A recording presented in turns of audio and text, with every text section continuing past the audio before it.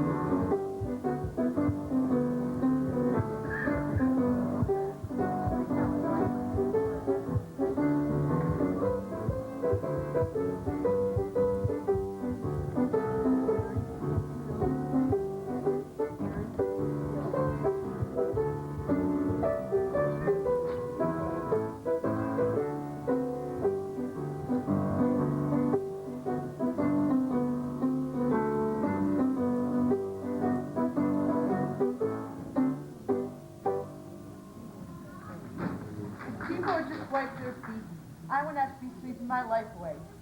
Oh well. Sorry I can't spend time talking to you. Our first tour is going to start in a minute or two. But I'll tell you this. Our First Ladies exhibit is excellent. These ladies look real enough to step down and start talking to you. May sound crazy, but that's how I feel. Well, it's getting late. I better go on with my sleeping.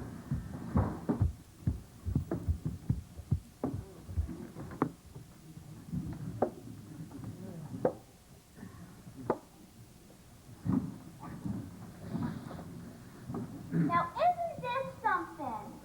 Those First Lady statues look about as real as you can get. Wow, just look at those dresses. Mighty elegant, I'd say. Well, folks, as you can see, this is our Hall of First Ladies. Unlike the job of the President, the role of the First Lady has never been defined. It's been up to each one of them to decide how they would fulfill their responsibilities. It must have been difficult for Martha Washington, being the First Lady. Well, I mean the wife of our first president. She really didn't know to act like a queen, or just act like everyone else. Well, I don't think she acted like a queen, dearie.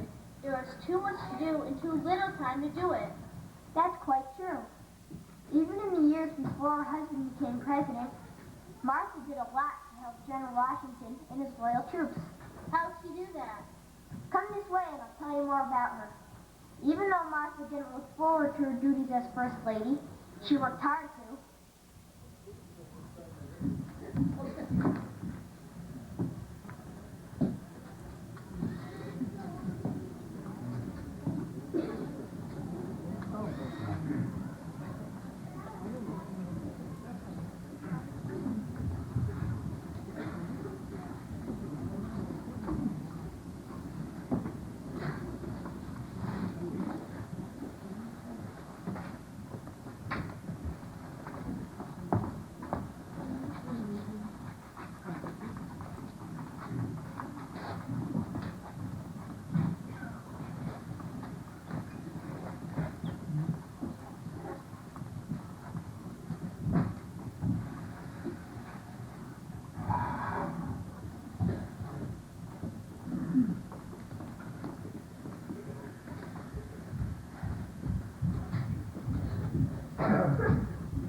Martha, when I was a school teacher, I taught my students all about your work during the Revolutionary War.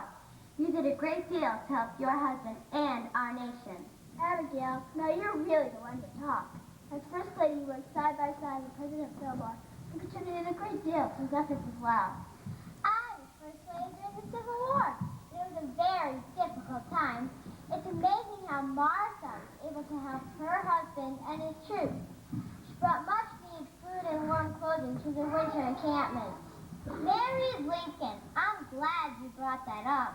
You people realize that Martha spent several cold winters caring for General Washington and his weary soldiers.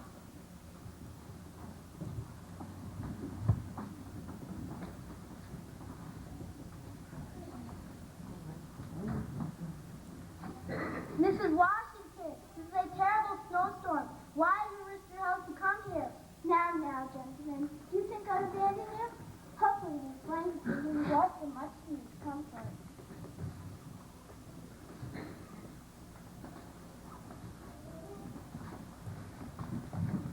Thank you, Mrs. Washington. We'll never forget your kindness. I should be thanking you. This new country will be forever in debt.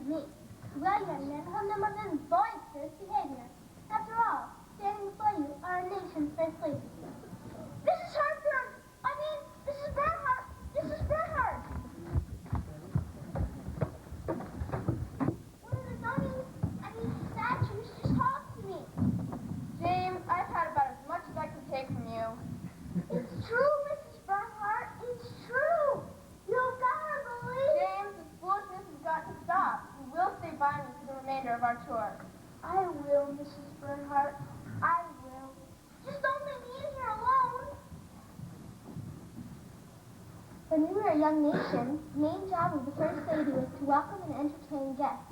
While this has changed a great deal, Dolly Madison has long been remembered as our nation's most gracious hostess.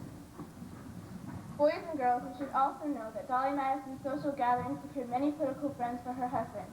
In fact, her popularity helped James Madison gain a second term in office.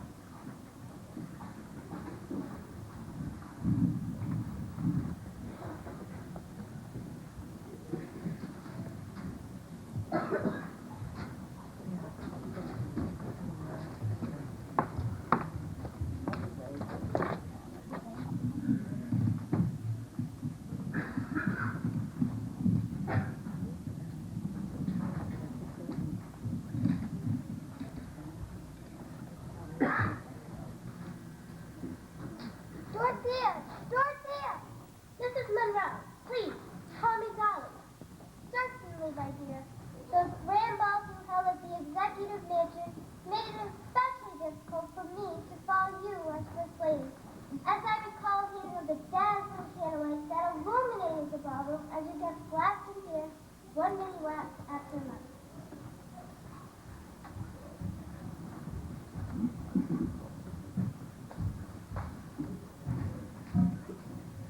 Call me Dolly. Dolly indeed. First, I had to have Mr. Jefferson tower over me at all those constitutional writing meetings. Then, as president, I was just Secretary of State. My love of this country is great indeed, but many times I feel as if the work I do has gone unnoticed and unappreciated. I'm always number two, it seems, and even here at our lovely gathering, it's all about how everyone loves Mrs. Madison. Yes, but they also say Mrs. Madison loves everyone, and that especially means you, Jimmy. This ball certainly is lovely, Dolly. It's good to take a respite from all the troubles the British are handing me these days. These early days of the 19th century have been most difficult as I struggle to keep our young country out of any more conflicts. Then let's enjoy our guests, Jimmy, and enjoy the evening. Shall we join the others? My dear friends, President Madison and I are delighted to have you attend our gathering. Please, we're anxious to see you perform the first minuet of the evening.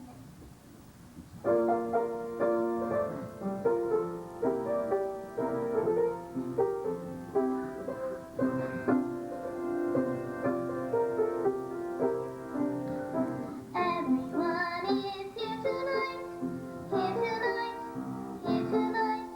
What my clothes they wear tonight at the President's Ball.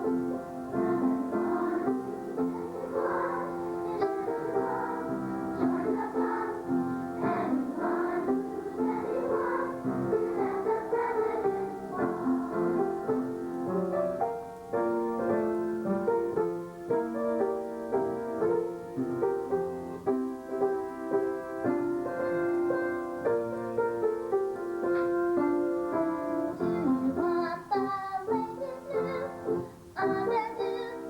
Don't they do? Find out easy movie too at the President's Ball.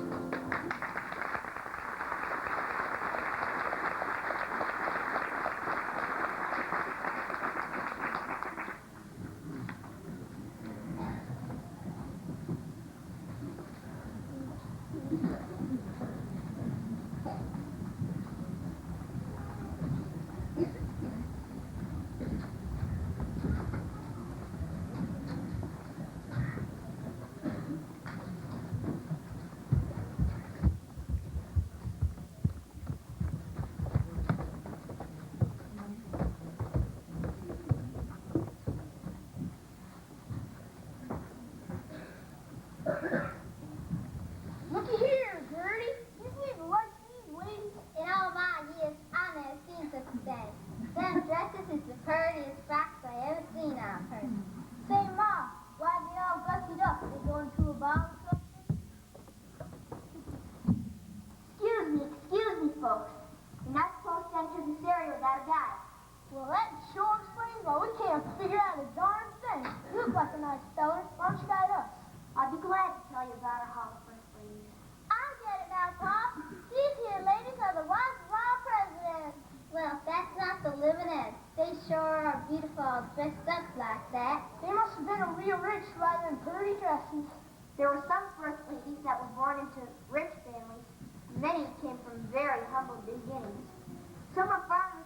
chairwoman who experienced some of life's greatest hardships. I remember learning about one of those first ladies. Didn't she go along with her husband when he was in the army? Why, yes, that was Margaret Taylor. As we move along, I'll tell you more about her. For over 20 years, Margaret Taylor traveled with her husband on almost all of his military campaigns. Believe me, she was quite a gal.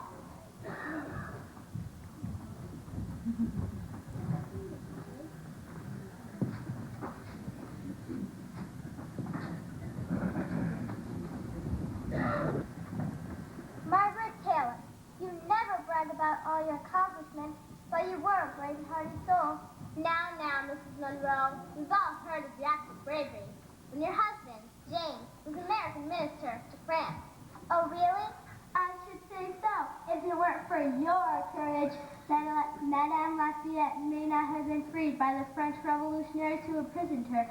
Your visit to that frightening prison helped secure her release.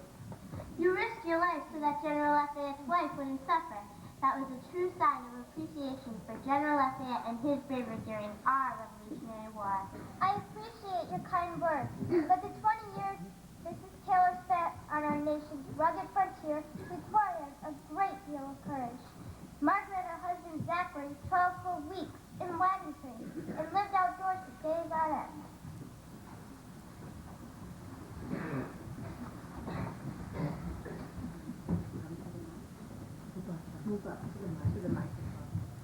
Gentlemen, this has been one of our toughest campaigns. But I am sure that you are aware that the Southwest is important to our young nation. Oh, Margaret, come stand by me. Good evening, ma'am. It is wonderful to see you here in this desolate land. Just seeing your smile has lifted our spirits. Mrs. Taylor means to tell you that we feel privileged to serve under your husband's command. Gentlemen, I appreciate your loyalty, but I hear you call General Taylor old, rough, and ready. Well, I believe he takes the rough and ready part. I'm not too sure how it feels about being called old. I was only joking, gentlemen, but certainly the rough and ready part describes Dolphinshire folks. This nation is being built by rough and ready people, such as yourself. Sure, it's tough here on the frontier, but we don't let that down. Putting it in other words, we won't let it get us down.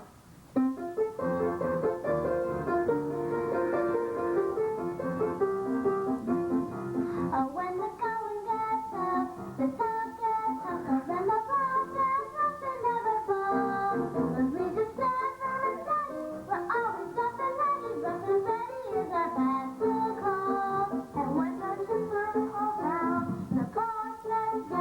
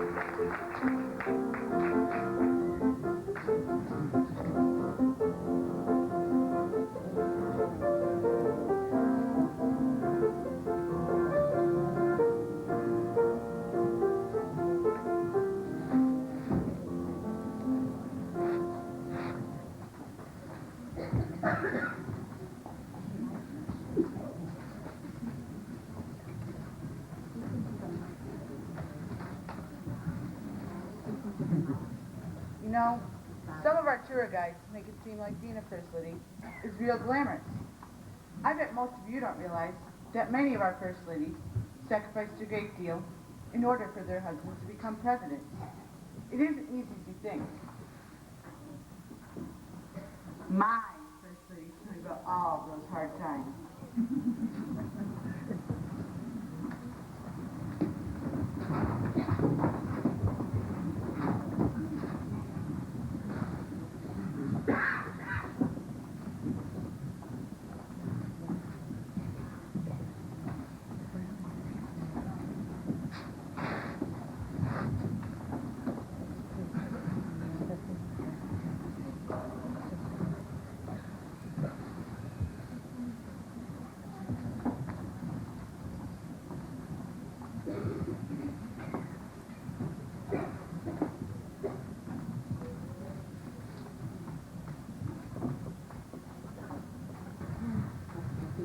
Eliza Johnson, you never complain, but we all know what you went through. Mary, when Abe was taken from us by that dreadful assassin, you, my dear Mrs. Lincoln, enjoyed a great deal. After Abe's death, my husband, Andrew Johnson, became president. But this all happened at a time when our nation was deeply scarred by civil war. Eliza, we know that the discord in our nation was the cause of President Johnson's impeachment. Even though the charges against him failed to pass, you and Andrew suffered greatly. We all know that your years as First Lady were very troubled, but Eliza, I do recall your telling us of your happy years back in Greenville, Tennessee. You married Andrew at age 18 and lived in the back room of his tailor shop. You were young and eager to help him make his mark in the world. In the back room of the tailor shop, Eliza taught Andrew how to write and do arithmetic. When Andrew began his career in politics, Eliza listened as he practiced his speeches. She helped him present his ideas with strength and conviction.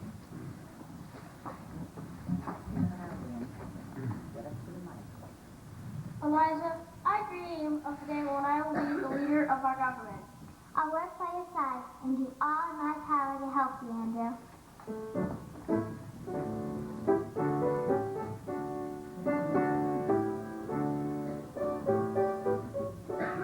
A stitch in time, why should we live your life?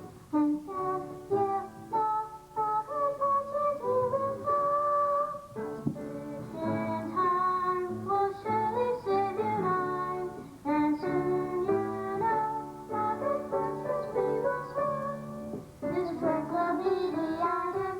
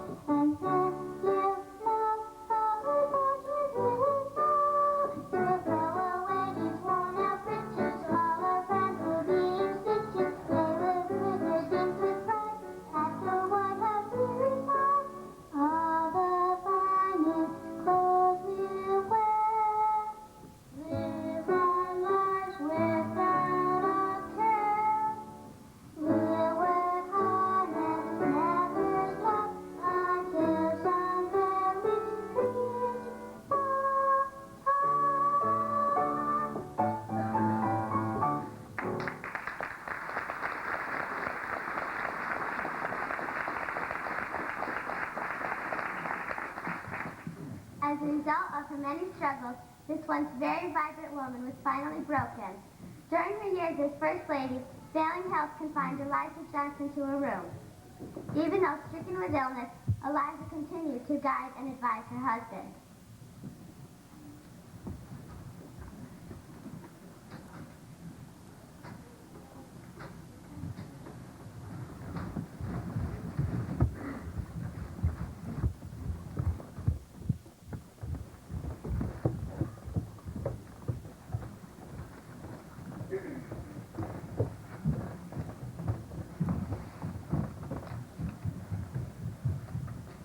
Since your class is studying the First World War, the professors asked me to focus on the life of Edith Wilson. Professor, do you have any more comments before I begin? I'd like to point out that Edith was President Wilson's second wife. His first wife, Ellen, died during his first term in office. Thanks for the reminder, Professor. Well, one of the interesting and little-known facts about Edith Wilson is that she was a descendant of Pocahontas. She was also a very gracious and intelligent person who possessed a number of unique talents. I remember reading that she helped the Red Cross prepare bandages and clothing for soldiers during the First World War. That's true. In fact, even before she became First Lady, Edith Wilson devoted time to a number of charitable organizations. Do you care to tell us something about what happened when President Wilson became ill? I certainly do. At the conclusion of World War I, the president was exhausted. Edith did her best to assist him. However,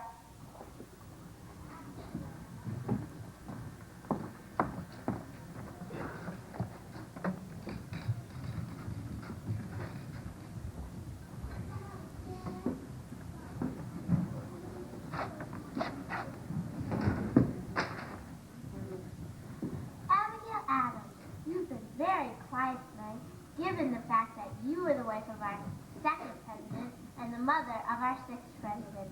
I would think you would have a little more to say.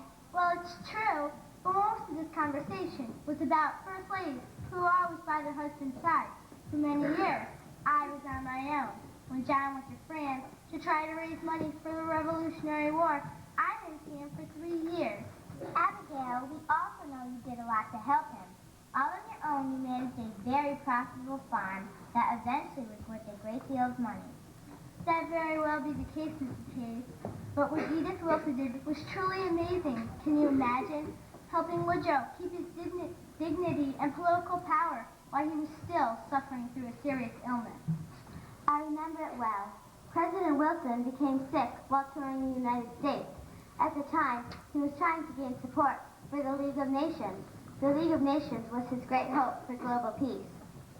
Yes, but as a result of his exhausting efforts to promote peace, he became quite ill and would remain so for the rest of his life. That is when Edith began to take responsibility for a number of duties that were usually handled exclusively by the president.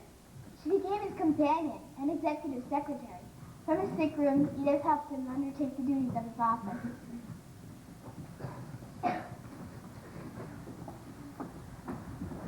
Mr. President, we all know you sacrificed a great deal to bring about world peace. Yes, your efforts and complete dedication to the creation of the League of Nations will always be part of your legacy. If the League of Nations is not successful, everything that we've done to promote peace will fail. All the men and women who have lost their lives in the war will have died in vain. Woodrow, we can't give up. The day will come when the people of this earth shall live in peace and harmony. My dear Edith, you have been an endless source of strength. If peace could be gained by sheer will, you alone would be capable of achieving it. In so many ways, I struggle with notions that people can live together peacefully. On the one hand, there is no doubt in my mind that everyone shares this common belief. I really thought that the League of Nations would certainly achieve that. On the other hand is the rejection I faced from my own countrymen. This was something I cared so much about. This defeat has been stinging. It has taken its toll, and my spirit is weary, Edith. Woodrow, don't be discouraged. You have been a beacon of hope to those people around the world who want peace. You and I both share a dream of peace for the world, and we'll never give give up until our dream becomes reality.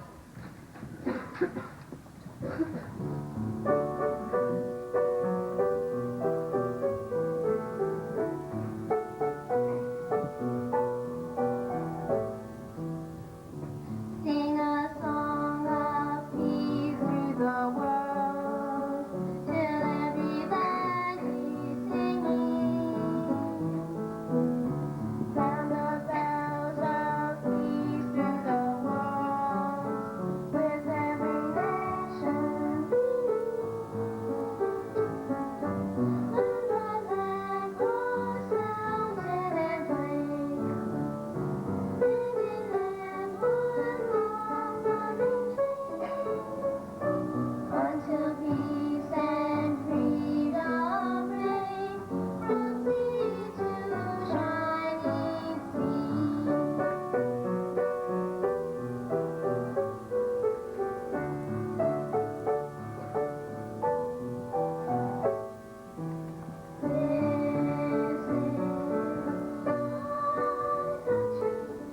land of my birth.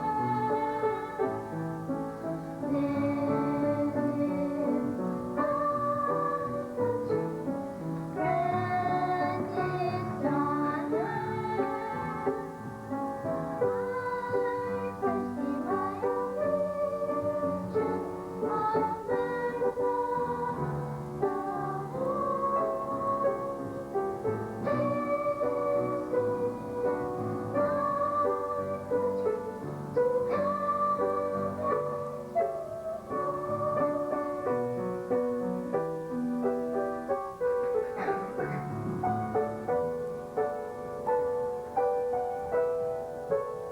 Sing a song of peace through the world till everybody's singing.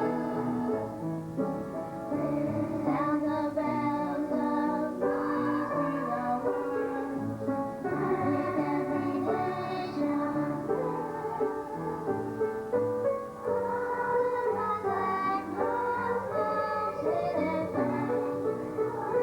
When my land grows mountain and plain, until peace and freedom reign from sea to shining sea. Sing a song of peace.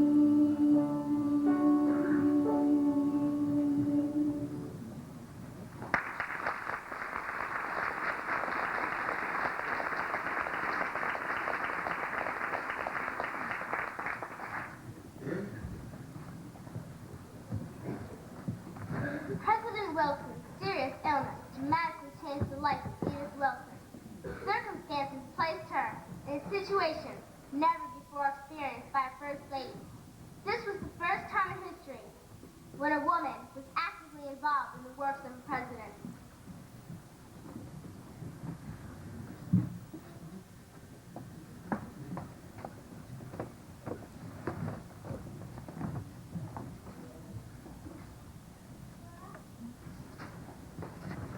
Grace Coolidge, you became First Lady under difficult times too, didn't you?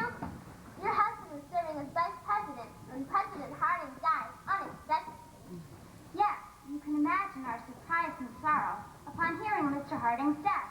And so became a new time in our lives. Moving into the White House was something we never dreamed of, but I actually grew quite comfortable assuming the role of First Lady. When Calvin was the governor of Massachusetts, I relished my role and felt grateful that I could act as a hostess for all kinds of people visiting the governor's mansion. With Cal, I always had to say a lot to our visitors. I remember that people called you a ray of sunlight, and they said you were your husband's greatest asset. You charmed young and old alike. Now you're embarrassing me, Eleanor. Remember the era, the Roaring Twenties. It was the music of George Gershwin, the literature of F. Scott Fitzgerald. The Jazz Age, flappers, not a Republican in the lot. It was easy to be happy and enthusiastic about life then. Not at all as Mr. Roosevelt in your time. But you never seemed to let all the glory go to your head. You became an elegant First Lady, and one of the most popular ones at that. I guess I never forgot my New England roots and also for my work for the deaf at the Clark Institute. Did you know I was privileged to meet Helen Keller and talk with her by signing? I never forgot all the blessings we had received. It was a wonderful, magical time. It's funny.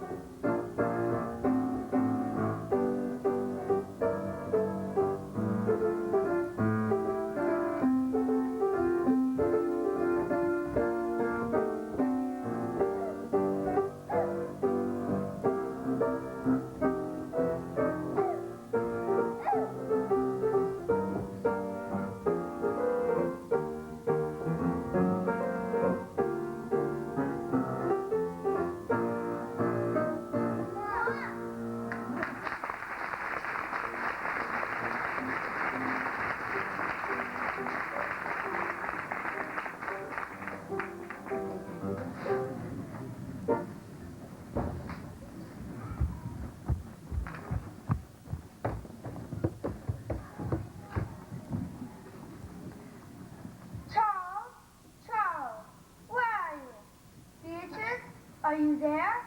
My word, where are those children? Madam, can I help you? I certainly hope so, young lady. I am headmistress of Miss Manners Boarding School, and I have contracted a tour of this exhibit. Miss Manners, I'd be glad to handle your group's tour.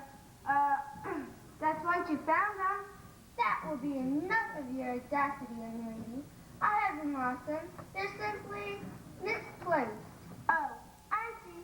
Well, I hear some voices coming down, or should I say running down the hall. Perhaps it's Charles. Where have you been? Norris, Miss Manners. I was looking for the others, Miss Manners. Very well then, Charles. The others are coming, and perhaps if this young lady would not delay us any further, our tour can begin. I'd like to begin our tour by speaking about a woman who was singularly responsible for expanding the role of First Lady. Eleanor Roosevelt achieved world recognition. She was born into a distinguished family that was well known for its charm and aristocratic status.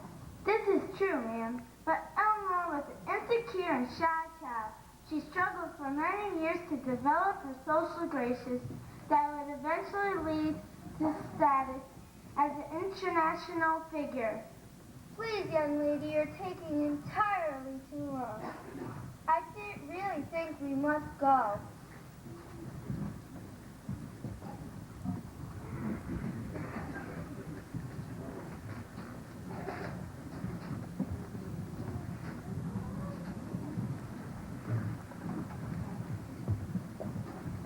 Eleanor, as a child, you may have struggled a bit, but as an adult, you greatly expanded the role of First Lady. We are proud of the fact that you were very responsive to the changing role of women. When you lived in the White House, you conducted the first press conferences ever held by a First Lady. Come now, ladies, let's not make a fuss over little things. Many of you did a great deal to assist your husbands and to elevate the contributions made by women. Lucy Hayes, for example, worked for women's suffrage while she championed a number of worthwhile social causes. Eleanor, those are kind words, but your warm and loving concern for people from all nations contributed to your status as an international figure. Ladies, please stop. All of you made wonderful contributions to the role of the First Lady. Besides, you're embarrassing me. Even after the passing of your beloved husband, you continued to use your fine reputation to address global concerns. You were continually sought after by the public and the press, and many testimonial dinners were held in your honor.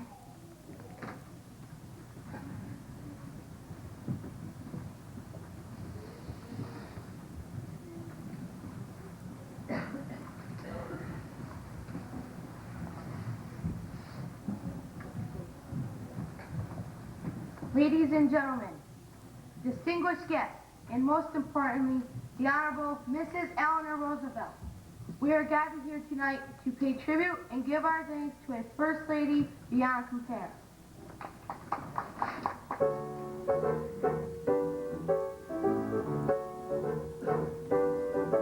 Who's the one who showed up? There's so much more. When the president's wife is Eleanor, First Lady, Mrs. Roosevelt. Gracious hostess of many state affairs, always showing the world she really cares. First Lady, Mrs. Roosevelt.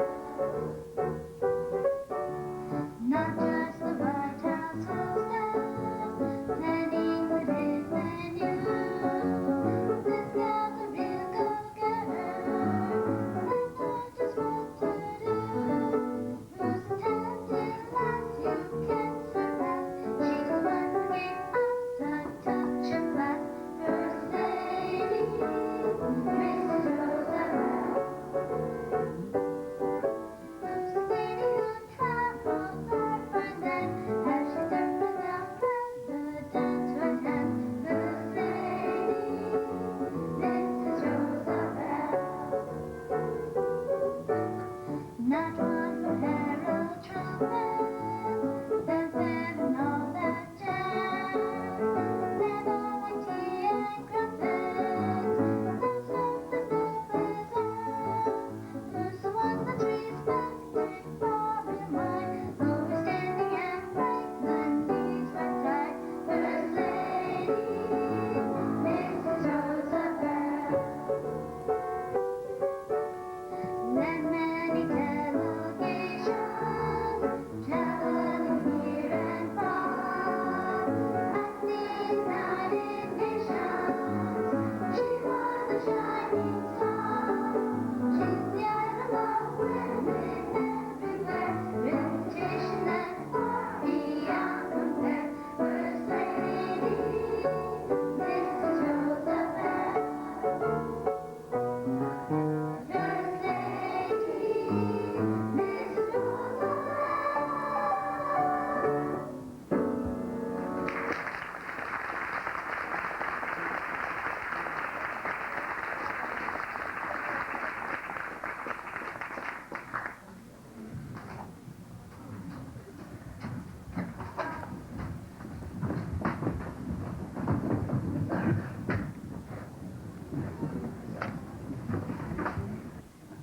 I hope you all enjoyed yourselves.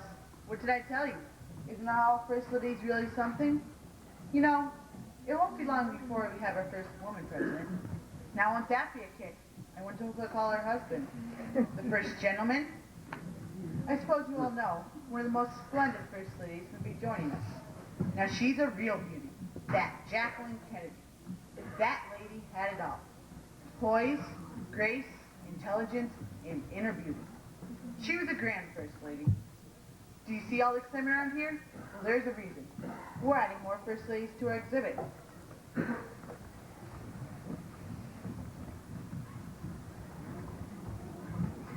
And here's the first one, Helen Taft, the wife of our 27th president. She was a great beauty and very well thought of. Speaking of thoughts, I better figure out where she should stand. I'll put my things away and check back before calling you today.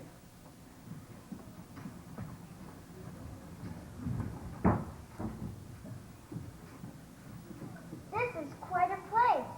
Hello, ladies. You know, I often thought about talking with some of you. Your ideas, your experiences, and the advantages you had or didn't have growing up. And our husbands, and the times, and for me, Mr. Taft's diet. Did you hear how he got stuck in the White House tub? Wasn't that a time? My husband, Mr. Being the first lady in the second half of the 20th century was most difficult of all. Photographers, movie and TV cameras record everything we say or wear. Why, even a new hairstyle can cause a sensation or even start a trend. That reminds me of a story about Mr. Roosevelt, the first. You remember him? Why, one time we were out with our 6 children, and Teddy, as I called him, began to slap them on the White House lawn as if it were San Juan Hill and they were the Rough Riders. Yes, I remember reading many times that your children all their pranks. I can hardly imagine how it was for you, with Teddy, who was such an enthusiastic, energetic person. Franklin always welcomed his cousin Teddy and all the stories and tales he would tell. He would keep him spellbound. Well, I waited for Teddy to invite me to speak. I would never said a word. Being a first, well, ladies, as I said, it takes a different person to be your first lady today.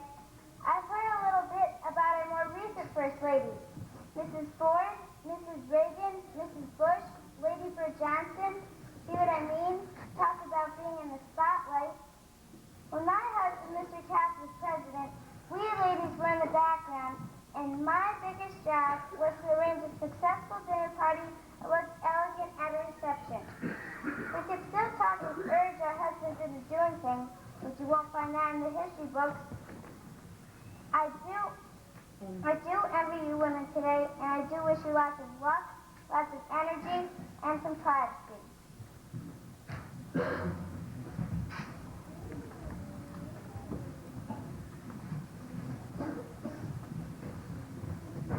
You should go over here.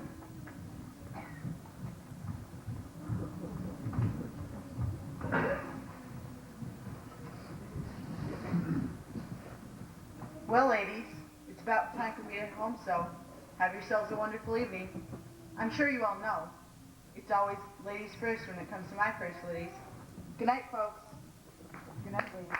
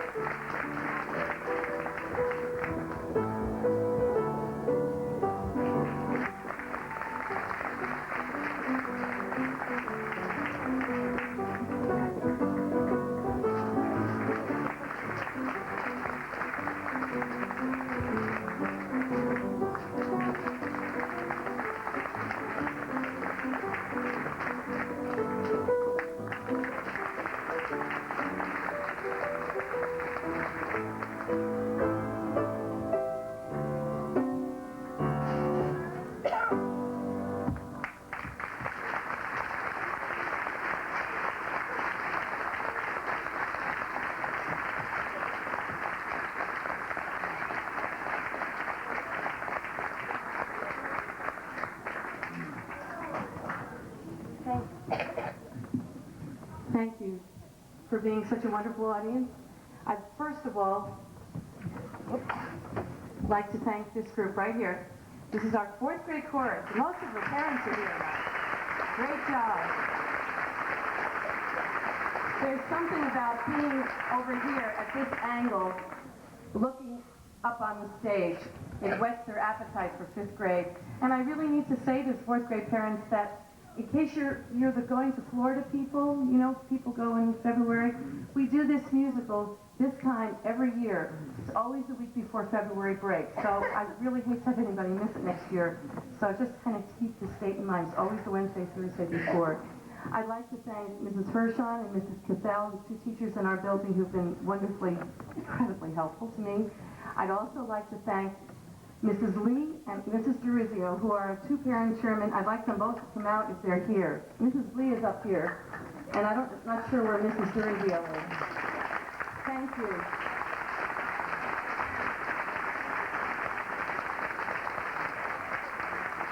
You may have noticed these beautiful, beautiful costumes. And one woman in particular, Ruth Quinn, really coordinated all of these costumes and had a vision in her mind of what these girls should look like. She, along with Regina Tendzizik and Jane Azzaro and many other parents, but those 3 in particular, I'm very, very grateful for. Thank you.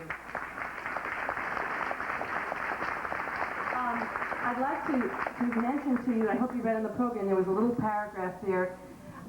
Living within the boundaries of the school district is a wonderful woman who comes back here to Jefferson every year to prepare the 5th graders for their trip to Sturbridge. And it was through Ruth Quinn's friendship with Charlene Aldi that we were blessed with these incredibly beautiful vintage clothing. They are not costumes, they are authentic. And I pointed out this morning, Edith Wilson's, Edith, where are you, dear? There she is. She's wearing a dress that dates to 1915. I think you get the idea. The other vintage clothing, and why don't you raise your hand so people can see? Dolly Madison, Eliza Johnson, keep your hands up so people can see. Lucy Hayes, Edith Wilson, Eleanor Roosevelt, and James Madison all have clothing that Charlene Aldi, who's right here in the front row, was wonderful to lend to us. I'm so grateful. We all are.